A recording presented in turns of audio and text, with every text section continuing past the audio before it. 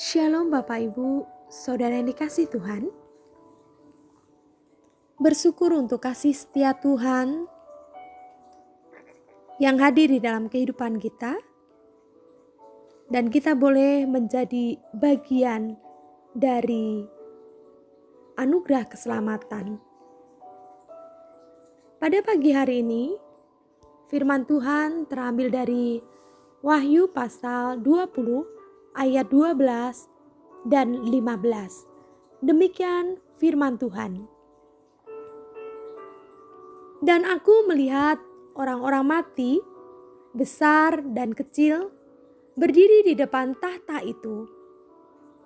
Lalu dibuka semua kitab, dan dibuka juga sebuah kitab lain, yaitu kitab kehidupan.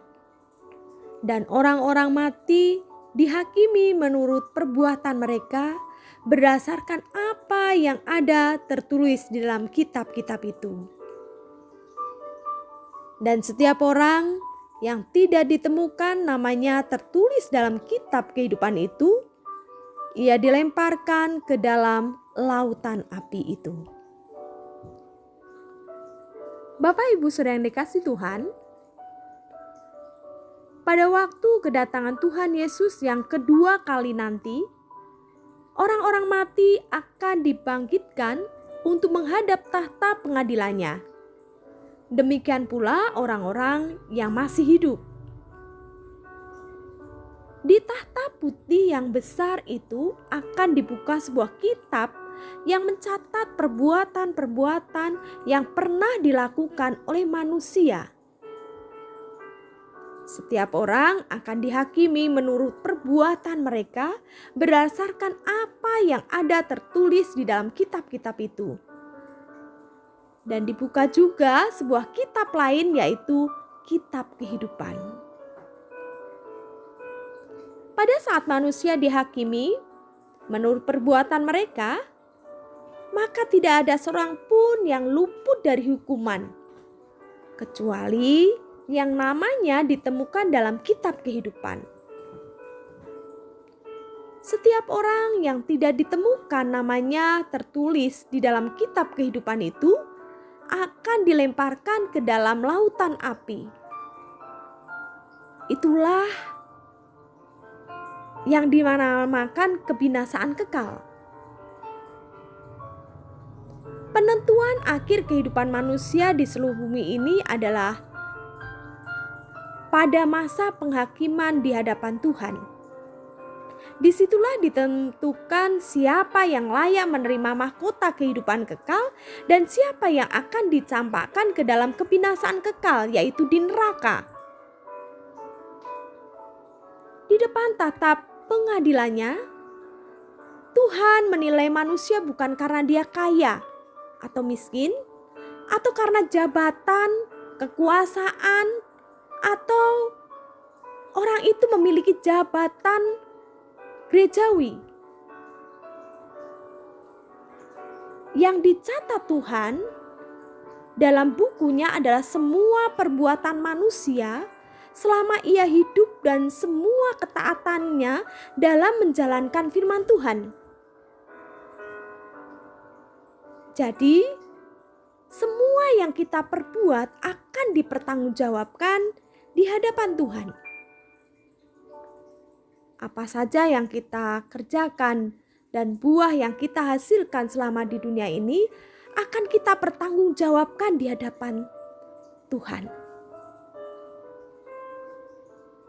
Bagaimana manusia dapat terlepas dari hukuman pada pengadilan tahta putih yang besar itu?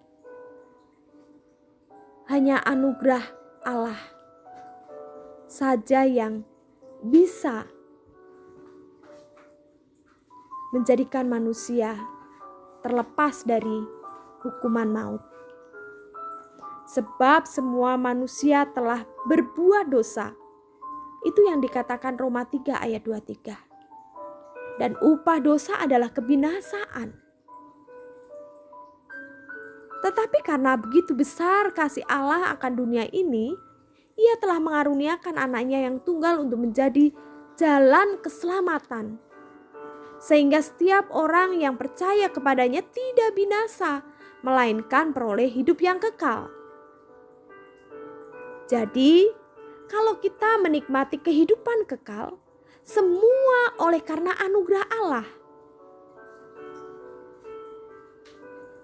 Karena anugerah Allah sajalah nama orang-orang percaya tercantum dalam kitab kehidupan. Orang-orang percaya peroleh keselamatan dan akan terluput dari penghukuman pada tahta putih yang besar oleh karena kasih karunia Allah.